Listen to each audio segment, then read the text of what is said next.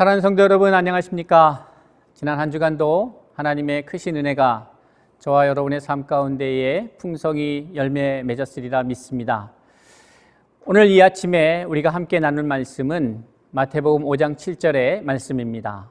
긍휼히 여기는 자는 복이 있나니 그들이 긍휼히 여김을 받을 것이며 라는 말씀입니다.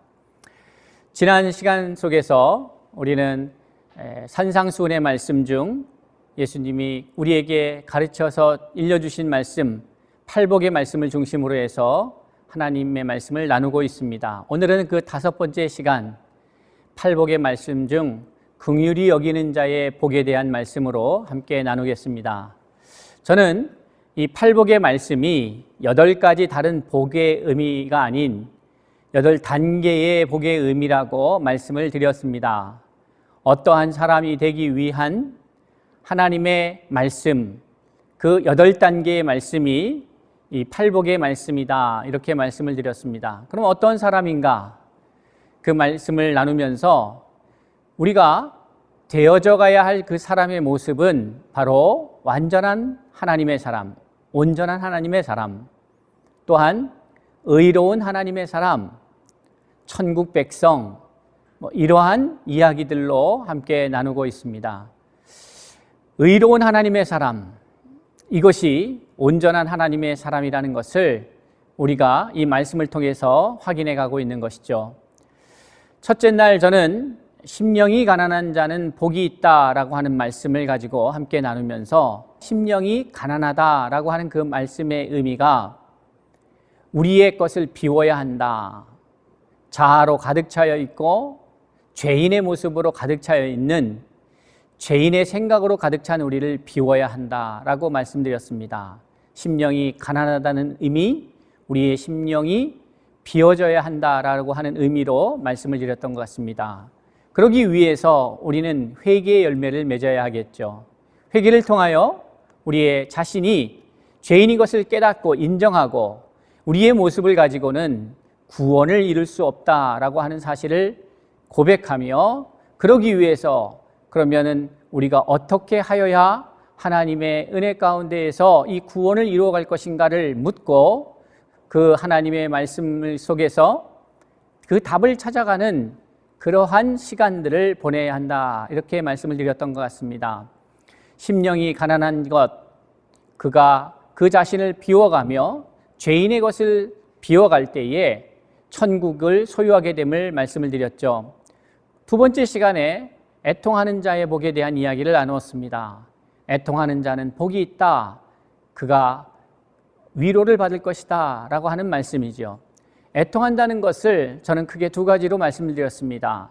심령이 가난하고 우리의 자아, 우리의 생각을 비우고 그 다음 단계에서 우리가 해야 할 일은 애통하는 것이다. 비우기 위해서 애통해야 하고 또한 채우기 위해서 애통해야 한다, 이런 말씀을 나눴던 것을 생각해 봅니다. 성도 여러분, 심령이 가난하여져서 우리가 우리를 비워가기 시작할 때에 이것이 계속해서 진행되기 위해서는 애통함이 있어야 된다는 것이죠. 내가 죄인인 것을 애통해야 하고, 내가 이렇게 살다가는, 내가 이러한 시간을 보내다가는 구원과 관계없이 영원한 사망에 이르게 되겠구나 하는 것을 인지하고 애통해야 합니다. 비우기 위하여 애통해야 합니다. 왜 비워야 하는가? 그것은 바로 우리 안에 채워져 있는 그것이 우리로 사망에 이르게 하기 때문입니다. 사망은 어떻게 해서 우리 가운데에 찾아오게 되었는가? 우리가 죄인이기에 죄의 결과로 사망이 왔고, 이 죄는 욕심의 시작을 통하여 우리에게 들어왔다는 사실을 우리는 말씀을 통하여 깨닫게 됩니다. 욕심이 잉태한즉 죄를 낳고 죄가 장성한즉 사망을 낳았다는 말씀이지요. 자, 그러면 우리 죄인으로 인하여서 우리가 죄인이기에 우리 안에 가득 채워져 있는 이 죄성들, 죄의 모양들, 모습들이 있습니다. 마가복음 7장 21절과 23절에 보면 속에서 곧 사람의 마음에서 나오는 것은 악한 생각, 곧 음란과 도둑질과 살인과 간음과 탐욕과 악독과 속임과 음탕과 질투와 비방과 교만과 우매함이니 이 모든 악한 것이 다 속에서 나와서 사람을 더럽게 하느니라. 이 말씀은 예수님의 제자들을 향하여, 그 제자들이라 함은 이제 음식을 먹을 때에 손을 씻지 않고 음식을 먹는 그 제자들을 향하여 왜 당신의 제자들은 손을 씻지 않고 이 부정한 손으로 음식을 먹는가라고 하는 문제제기, 그것에 대해서 예수께서 그들에게 답변하시면서 오늘의 읽어드린 말씀을 말씀하고 있는 것이지요.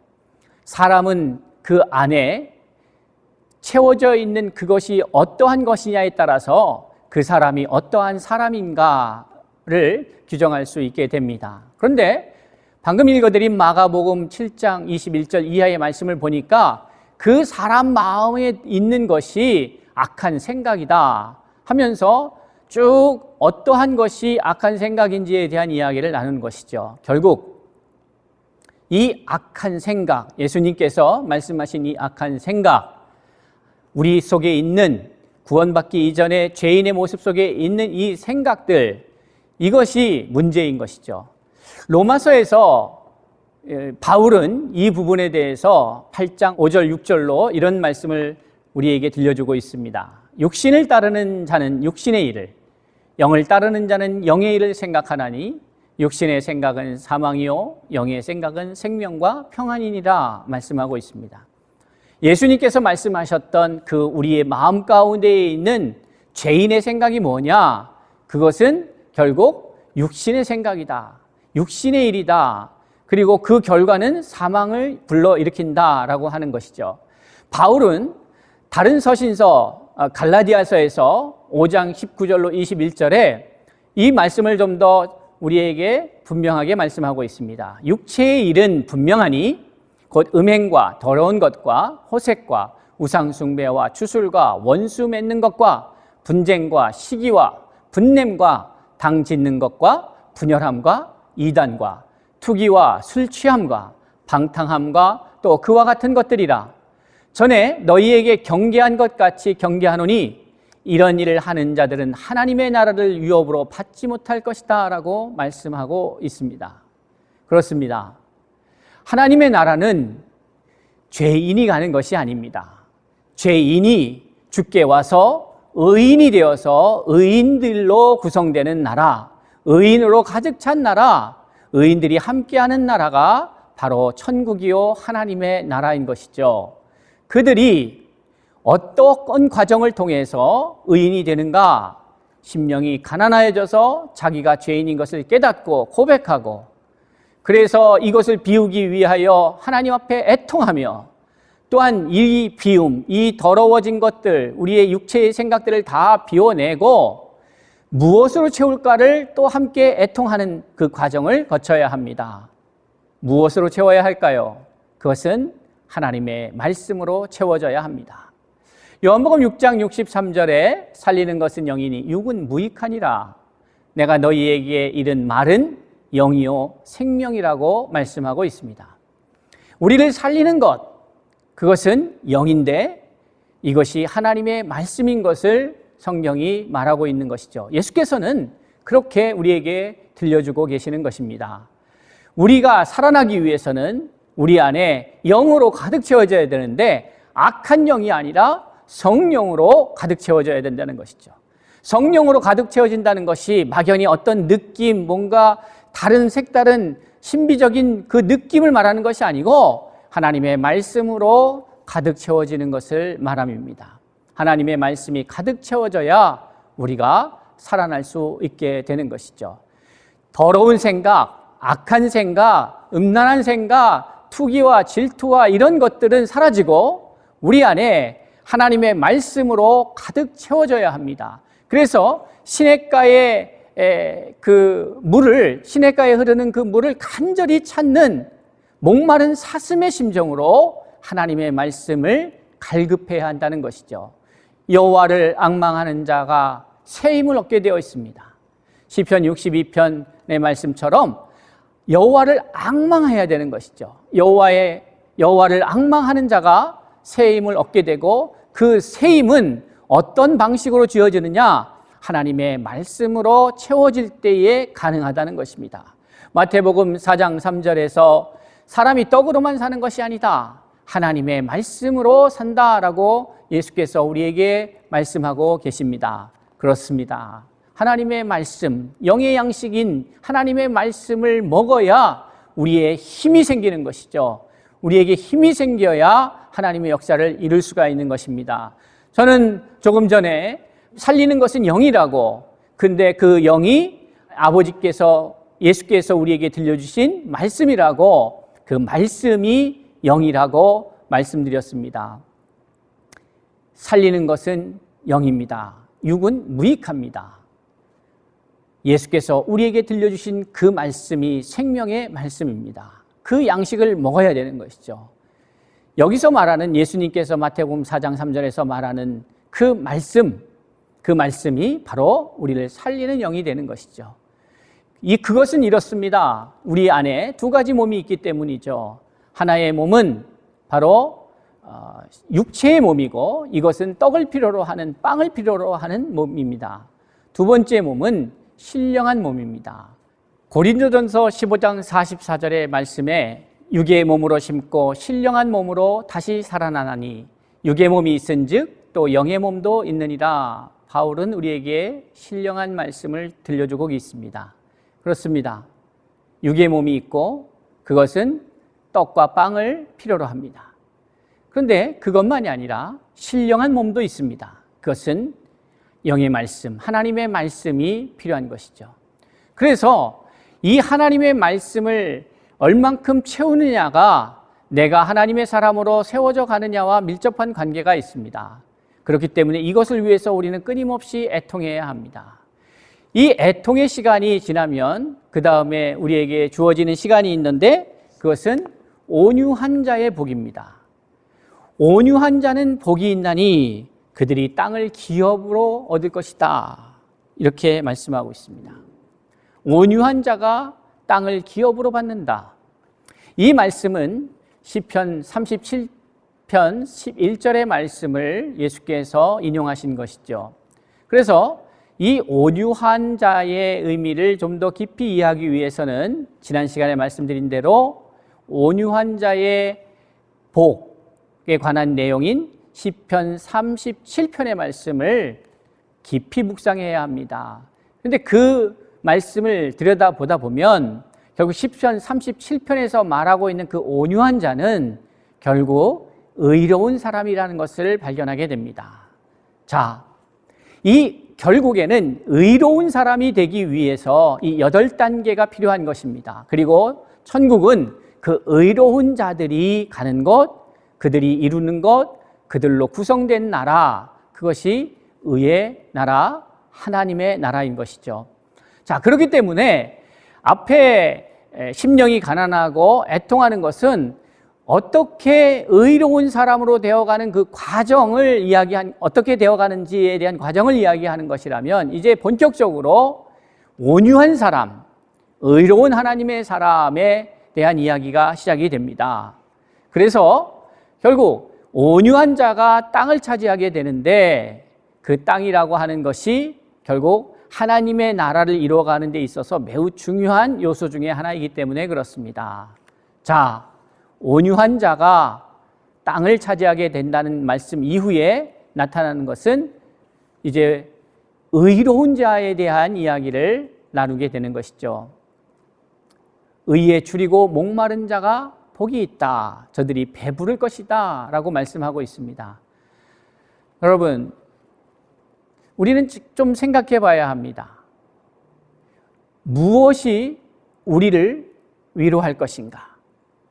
애통하는 자가 위로를 받는다고 하는데, 위로를 받는다는 의미가 뭘까? 그것은 문제가 해결된다는 의미입니다. 그러니까 하나님은 어떤 분이시냐 하면 문제에 공감하는 하나님이 아니라 그걸 넘어서서 문제를 해결하시는 분이다. 그래야 그것이 참된 위로가 되는데, 이 죄인으로 죽어갈 수밖에 없는 우리가 이 문제를 해결함 받기 위해서는 바로 앞의 과정, 심령이 가난한 자, 애통하는 자, 이 과정을 거쳐서 온유한 자가 되고 이제 의에 줄이고 목마른 자가 될 때에 결국 그 문제를 해결하게 되는데, 배부르게 될 것이다 라고 하는 것이죠. 성도 여러분, 팔복은 의인에 대한 이야기를 나누고 있는 것입니다. 의인에 있어서 가장 중요한 것이 뭐냐? 의인이 되어가는 과정 속에서 의에 줄이고 목마른가입니다. 그 사람이 무엇에 줄이고 무엇에 목마른가가 그 사람이 어떤 사람인가인 것이죠. 죄인들은 어떤 사람들이냐? 죄에 줄이고 목말라 있습니다. 그래서 어떻게 해서든지 죄를 짓고자 하는 것이죠. 이게 무슨 말인가? 우리가 생각할 때 아니 죄를 짓고자 하는 사람이 어디 있습니까? 하는데 가만히 생각해 보면 죄라고 하는 것이 도덕적인, 윤리적인, 사회적인 법을 위반한 것을 말하는 것이 아니고 그 마음에 욕심이 있는 것을 의미하는 것이에요. 그러니까 욕심이 결국 죄인데, 죄로 자라가는데 욕심이 죄를 낳는 것인데 죄를 짓고자 죄에 굶주리고 있다는 것을 다른 의미로 표현하자면 모든 사람들은 그 안에 탐욕이 있다는 거죠. 욕심이 있다는 겁니다. 그러다 보니까 그 결과로 그것에 대해서 배고파하냐 보니까 그 결과로 우리는 죄인이 되어진 것이고 그 결과로 죄악으로 가득 채워진 것이고 앞에서 갈라디아서 5장 19절 이하의 말씀처럼 우리가 아시다시피 바로 사람 안에 있는 것들이 얼마나 추악한 것들인지를 채워져 있는 것들이 바로 우리가 추구했던 것임을 우리는 찾아볼 수가 있게 되는 것이죠. 사랑하는 성도 여러분, 의에 줄이고 목마른 자가 이제 드디어 배가 불러서 그 안에 의로 가득 채워지게 됩니다. 자, 그 다음 단계가 오늘 나누고 있는 긍휼히 여기는 자는 복이 있나니 그들이 긍휼히 여김을 받을 것이다, 이런 말씀이죠. 저는 앞에서 오랜 시간을 들여서 이 팔복의 말씀이 어떠한 과정 속에서 진행되고 있는지를 말씀을 드렸습니다. 그리고 지금 이제 긍휼에 대한 이야기를 나누겠습니다. 미가서 6장의 8절의 말씀을 보니까 사람아 주께서 선한 것이 무엇임을 내게 보이셨나니 여호와께서 내게 구하시는 것은 오직 정의를 행하며 인자를 사랑하며 겸손하게 하나님과 함께 행하는 것이 아니냐, 이렇게 말씀하고 있습니다. 사랑하는 성도 여러분, 과거에도 지금도 앞으로도 하나님께서 기대하시는 의인의 모습이 어떤 모습이냐? 하나님이 기대하신 온전한 하나님의 사람의 모습은 어떤 사람이냐? 바로 여기에 답이 있습니다. 정의를 행하며 인자를 사랑하며 겸손하게 내 하나님과 동행하는 자가 아니냐. 이러한 사람이 하나님의 사람인 것입니다. 이것을 예수님께서 마태복음 23장 23절에서 우리가 좀 더 이해하기 쉽게 말씀하고 있습니다. 화 있을진저 외식하는 서기관들과 바리새인들이여, 너희가 박하와 해양과 근처에 11조는 들이되 율법에 더 중한 바 의와 인과 신. 개역 한글 성경에는 이렇게 기록되어 있습니다. 그런데 오늘날 개정판에는 이렇게 기록되어 있죠. 율법에 더 중한 바 정의와 긍휼과 믿음은 버렸도다. 여러분, 의와 인과 신, 이것이 매우 중요합니다. 하나님은 긍휼하신 하나님이십니다.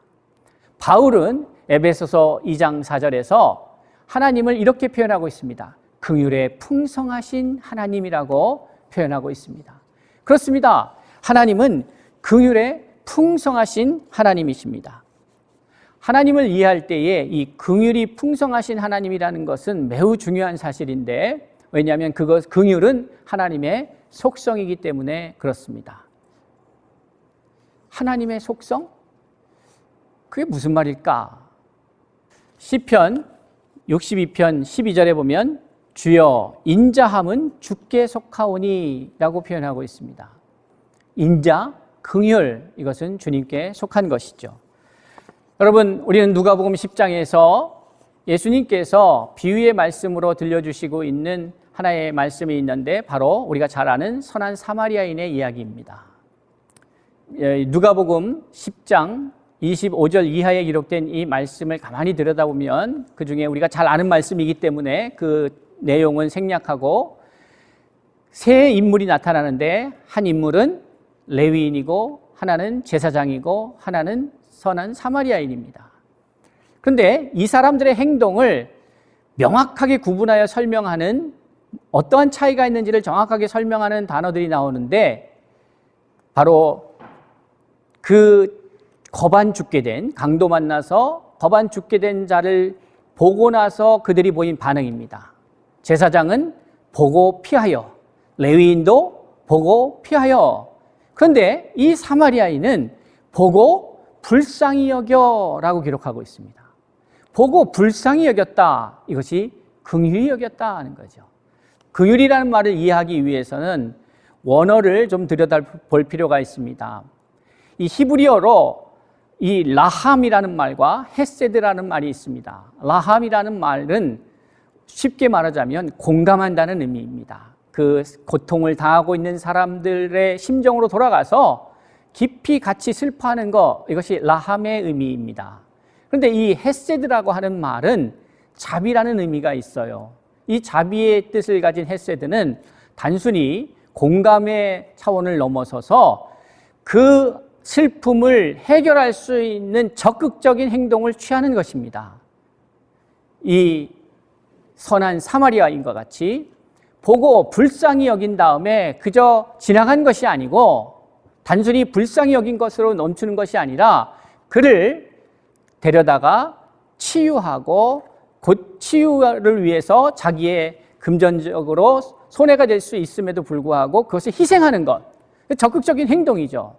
하나님께서 인자하신 자비의 하나님이라고 하는 것은 단순히 우리 인간의 죽어가고 있는 모습을 불쌍히 여긴 것뿐만이 아니라 이 문제를 해결하시기 위해서 이 땅에 오셔서 친히 그 문제를 담당하셨다는 것입니다.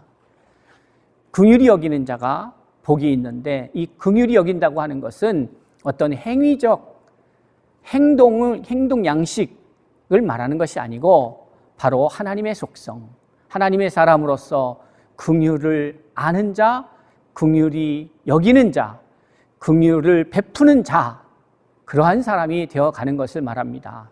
그것은 바로 내가 의에 굶주리고 배고파서 헐떡이며 그 의를 구할 때에 하나님이 우리 안에 그 의로 가득 채워지는 동시에 우리에게 나타난 현상이 뭐냐? 의와 인과 신을 버렸도다 한 것처럼 의가 채워지기 시작하면 그 결과로 긍휼이 나타나기 시작합니다. 긍휼이 열매 맺기 시작합니다. 그래서 결국 그 긍휼이 어디까지 가느냐? 하나님과 같은 행동으로, 하나님과 동행하는 것으로 나타나게 되는 것이죠. 사랑하는 성도 여러분, 우리는 팔복의 말씀을 통하여 우리가 어떤 사람이 되어져 가는가에 대한 이야기를 배우고 있습니다. 오늘은 그 다섯 번째로 긍휼을 베푸는 자, 긍휼을 갖고 있는 자, 긍휼히 여기는 자가 복이 있다. 그가 또한 긍휼히 여김을 받을 것이다 라고 하는 말씀을 함께 나누었습니다. 사랑하는 성도 여러분, 참된 의인의 모습입니다. 하나님의 말씀으로 가득 채워져서 그 안에 의가 풍성해지면 그 다음에 우리는 다른 사람을, 그 아픔을 공감하며 더 나아가 그 문제를 해결하려고 노력하고 행동하는, 긍휼히 여길 줄 아는 그러한 사람이 되는 것이죠. 사랑하는 성도 여러분, 오늘도 우리가 새로운 하루를 시작하면서 하나님의 이 긍휼하심을 기억하고 우리에게 우리의 긍휼을 필요로 하는 자들에게 그 긍휼로 다가가 아름다운 열매를 맺는 복된 하루가 될 수 있기를 바랍니다.